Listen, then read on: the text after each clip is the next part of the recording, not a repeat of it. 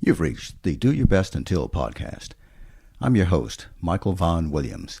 The Do Your Best Until podcast is sponsored by Aquamatic Irrigation. If you live in Houston or the surrounding area and need a lawn sprinkler system or sprinkler system repairs, visit www.aquamaticirrigation.net. In this episode, we will discuss how we can make beneficial exercise a regular part of our lives.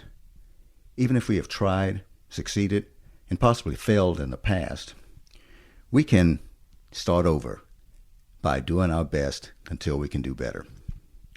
According to the CDC, Center for Disease Control, physical activity has many immediate and long-term benefits. Physical activity helps you immediately feel better, function better, and sleep better. Adults who sit less and do any amount of moderate to vigorous intensity physical activity gain some health benefits. Most of us already know this, but how do we meet the challenge of making exercise a routine? What I will do is share, first of all, a simple exercise program. Choose 4 days a week to exercise.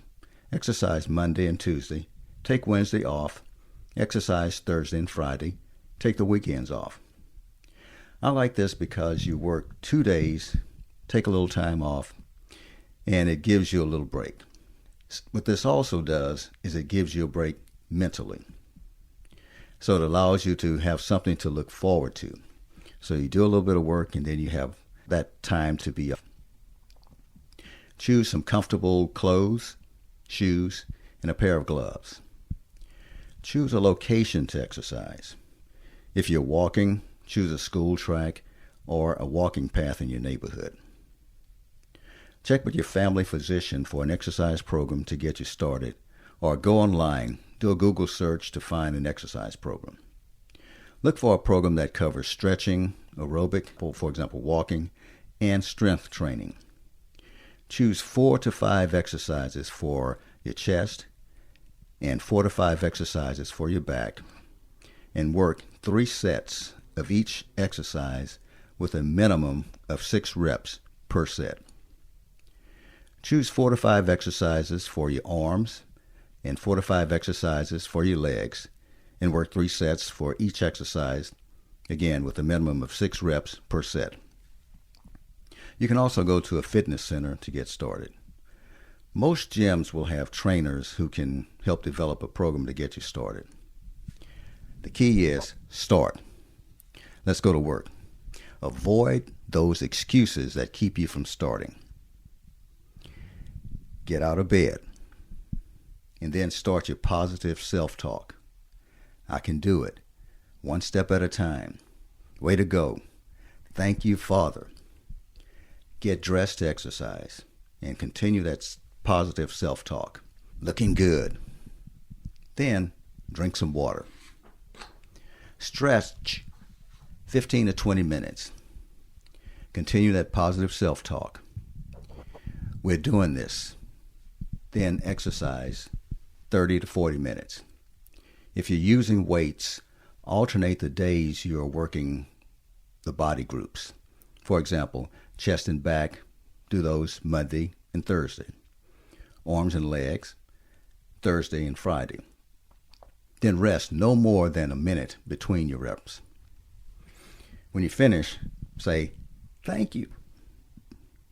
Then drink water, and congratulations, you're on your way to making exercising a weekly routine. Do this until you can do better.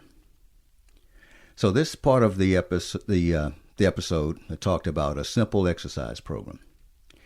Now we're going to discuss a routine that you can continually access that at the beginning of the episode just to keep you on track. And so now what I'll do is I'll kind of share some of the challenges that I had in developing and having an exercise program that's I have on an ongoing basis. Exercising was a regular part of my life from 5th grade through high school because I played football and ran track. I even ran track for a year and a half in college. I continued doing little exercise for about a year, even after I got married. But shortly after that, children were born. There were more duties around the house, a new job. The years passed. I didn't even think about exercising. One morning, something got my attention. While I was standing in front of the mirror brushing my teeth, my wife walked up to me and said, "You're getting a little gut there." For her, it was nothing. But later that week, I bought some weights and started exercising at home. Must admit, though, that lasted only about 2 weeks. I eventually gave the weights away. My new manager, Royce Lavelle, got me thinking about exercising again when he told me it was good to have some other interest outside of work. He was a runner. He said the next time we work together out of town, bring your running gear, and we'll go for a run after work. I did. But what happened next was totally unexpected. The following week, I started running in my neighborhood. But that wasn't good enough. I decided to buy a stopwatch, pulled out my old track shoes, went to the high school track to run. I ran a couple of quarters of a mile on the track. After those 2 quarters, I decided to time myself with my new stopwatch. I said, I'm going to run this quarter as fast as I can. The first curve, I thought to myself, I'm going to give this all I have, even if it kills me.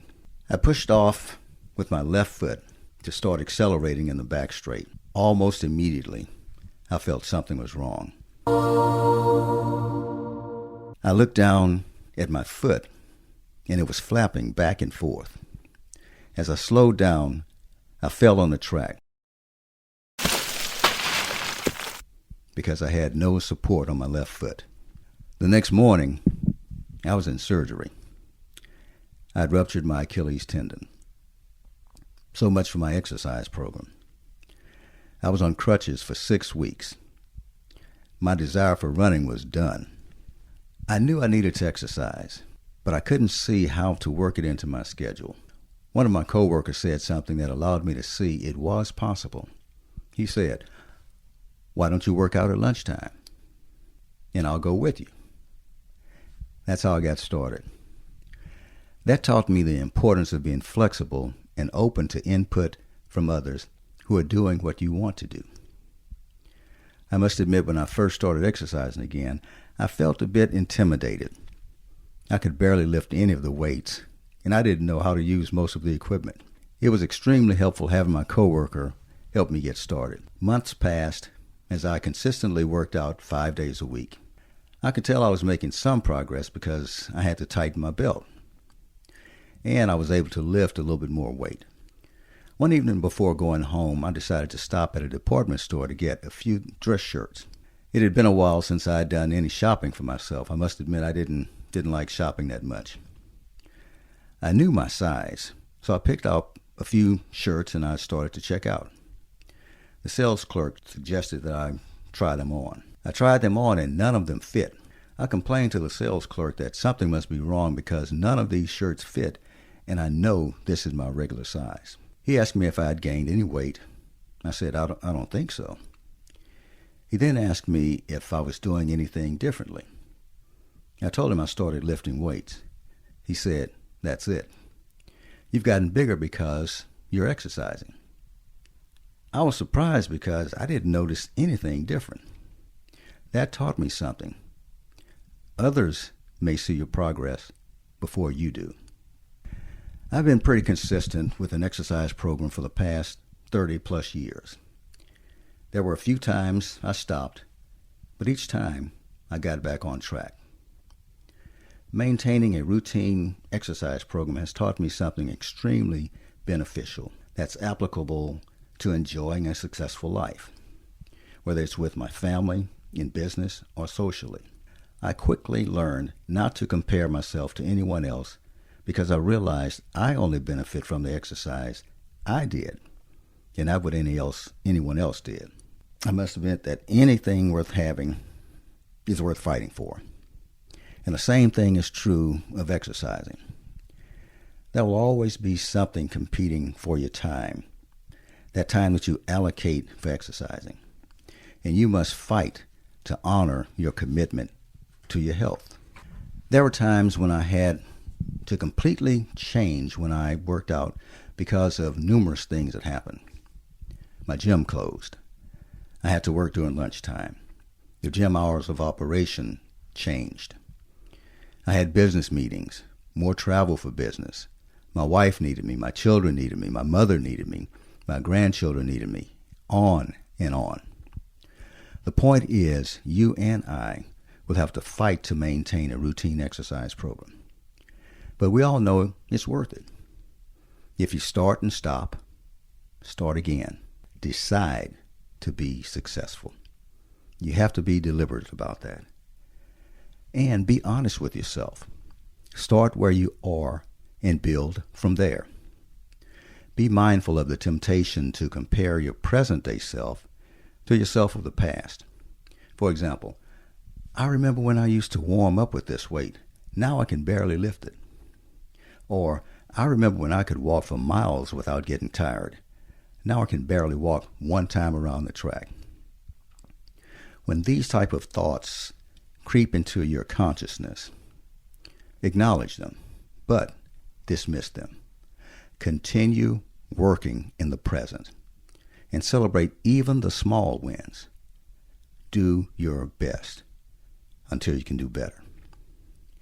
A few tactics I use or have used to help me stay on track or get back on track are as follows.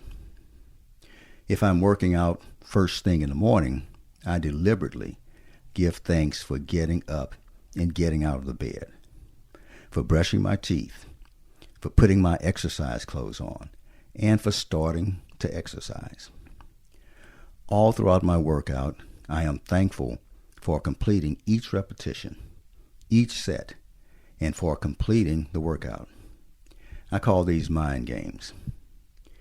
Getting ready to exercise and getting to the gym or the exercise site is more than half the battle of keeping your exercise program on track.